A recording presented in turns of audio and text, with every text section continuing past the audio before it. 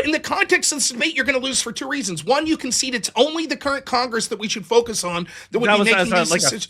Second, but you did concede it. And secondly, the problem is I'm more based because I say I don't think that it should have to be stake or knowledge. I think it should just be men.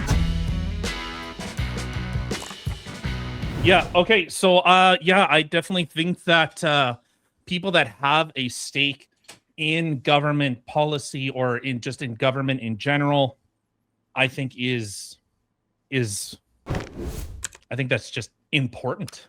Okay, let's start with this. When you say more voting power, you would mean that their vote counts like 2-1 or 1.5-1. That's what we're talking about, right? How about 1-0? 1-0. So people that don't have a certain amount of knowledge or stake, you're arguing that they shouldn't be able to vote.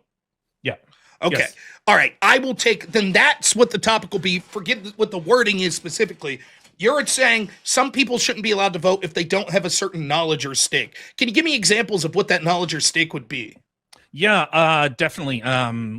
We can look at people that have property rights, or, we could go Starship Troopers route, service guarantee citizenship. There's people that are citizens within, or they're part of, let's say, the country, but people that are actually invested within the country, much like we've had people who own private property or business owners or people that have maybe done like a public service, whether it is but you're giving me a lot of possibilities, but how would you differentiate? Because I could give a near infinite list of people that would have stake. And that's even before we get to knowledge, which you're saying you would also limit.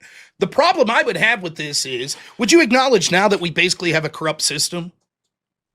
Do we have a corrupt system? Maybe to a certain extent. Let me put it this way. I'm sure there's a percentage of corruption. We should evaluate this for the practical ways that it could come about, right? So this would have to be through an amendment. Okay. Okay, you agree with that? That an amendment would have to be issued in order to change who has voting rights. You would agree with that, right? Okay, sure. Okay, so the people that would be necessary to vote for that amendment would be like our current, like Congress members. Right. Okay. Do you think those Congress members currently have our best interest at heart? I think they do not to 100%, but definitely, because if they can't keep their grift going, or at least throw a couple breadcrumbs at their voting base, look at like how MTG or many sure, I agree with you, but that sort of makes my point. That the vast majority of them, or at least enough that count, don't have our interests at heart. In fact, they have to pretend to placate us to keep their phony baloney jobs. Take the SAVE Act. 90% of the people want it in the country. It's not going to happen. 90% of people want biological men out of women's sports. It's been very difficult to have happen. 90% of people wanted the border secure. It was very difficult to have it happen.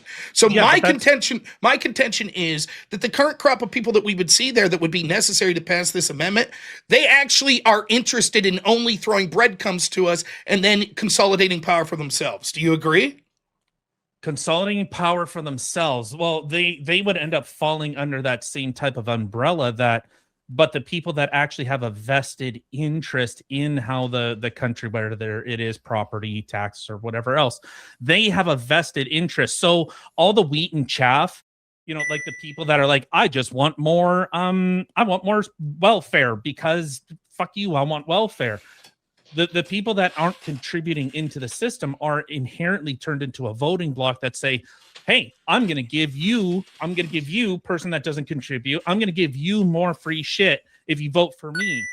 But the problem is, and what you're sort of beating around the bush because you see the fundamental problem, the people that would make the decision on what that stake should be or what that knowledge would be are the ones that are going to vote for this amendment, and they will make sure to do so in a way that people like me and you no longer have a vote.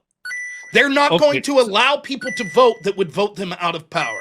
So, for example, they'll be like, we define people that have a stake as people that contribute the top 10% of sort of GDP. And, wouldn't you know, that's the same lobbyist that give us the money. That's the same people that we see big money donors like your Bill Gates Foundation and things of that nature. And so what they'll say is they'll just say, Joe Schmoes like me and you, we don't have a stake. Once you open up this gateway and you're admitting that if you don't have a certain knowledge or stake, that it would be these people that determine what that knowledge or stake would mean, then it's the beginning of the end.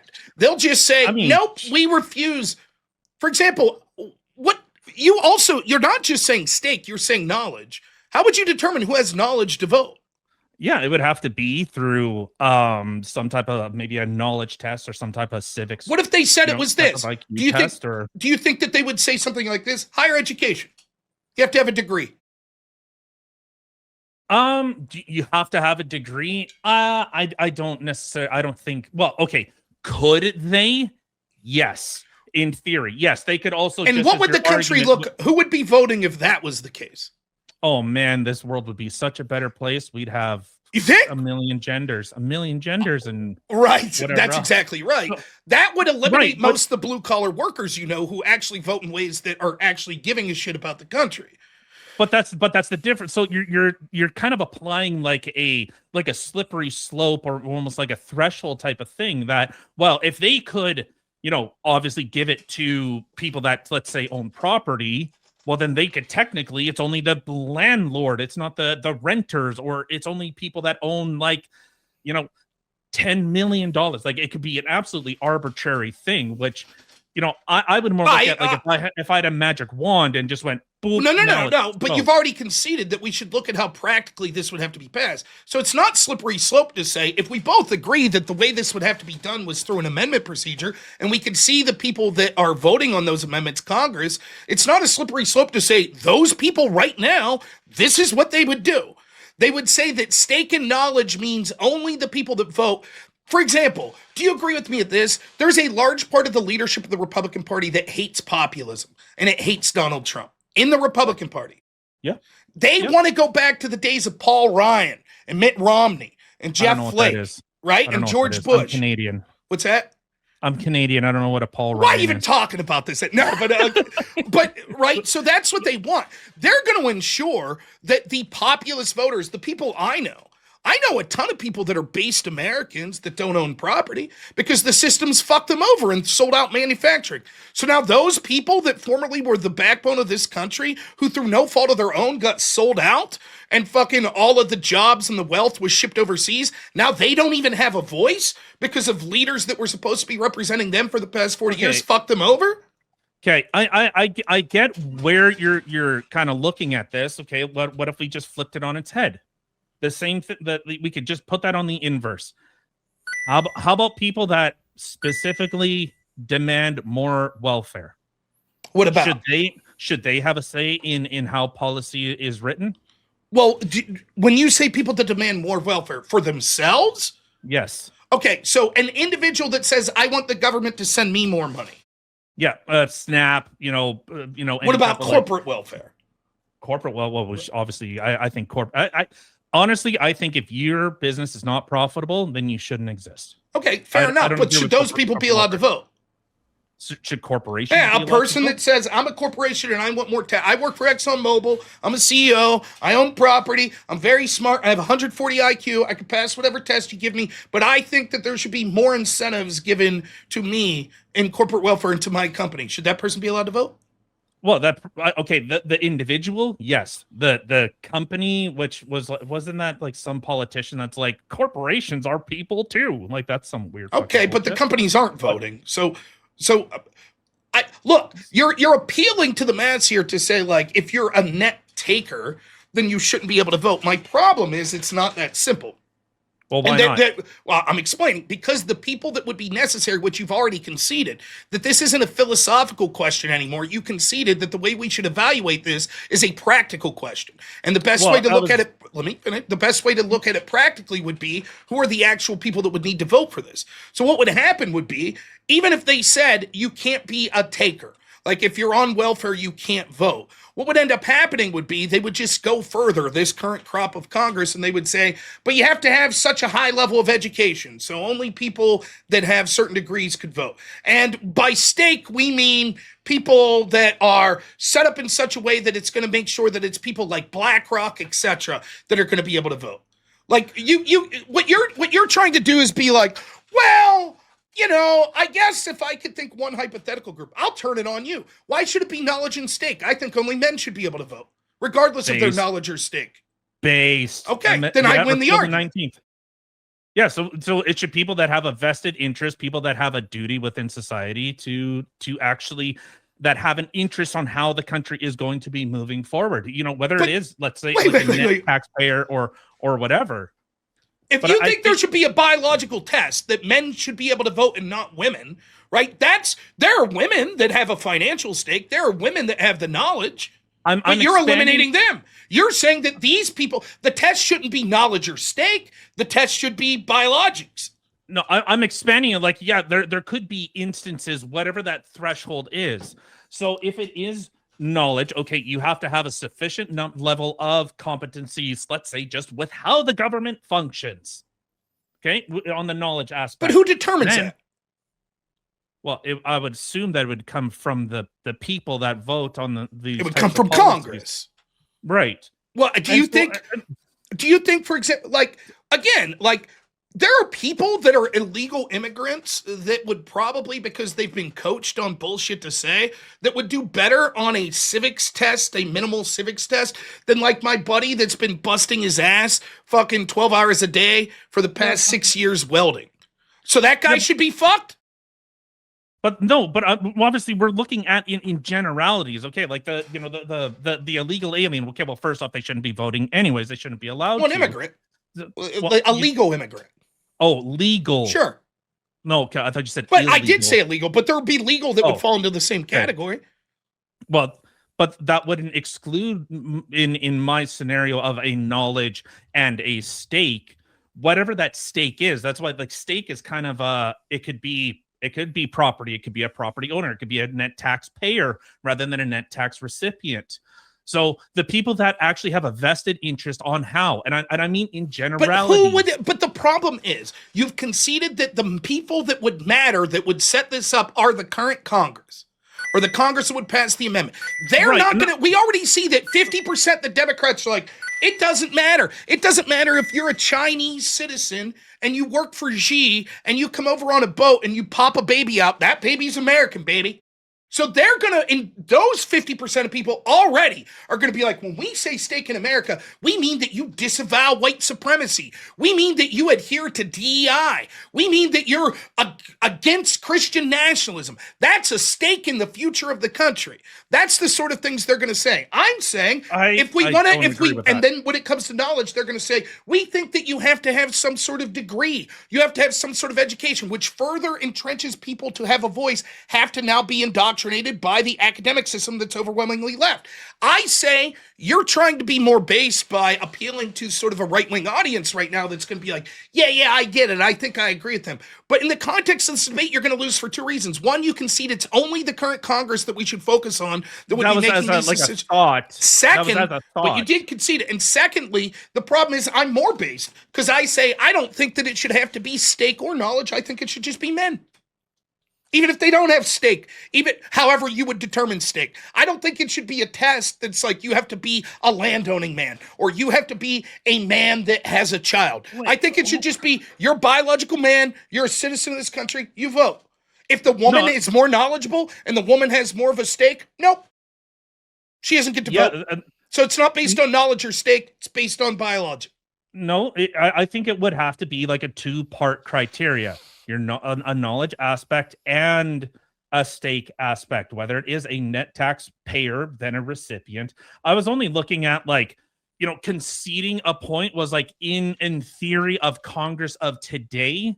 Sure. But if I had, as the prompt is, so should this be the change? Should some people have more voting power than others based on knowledge or stake?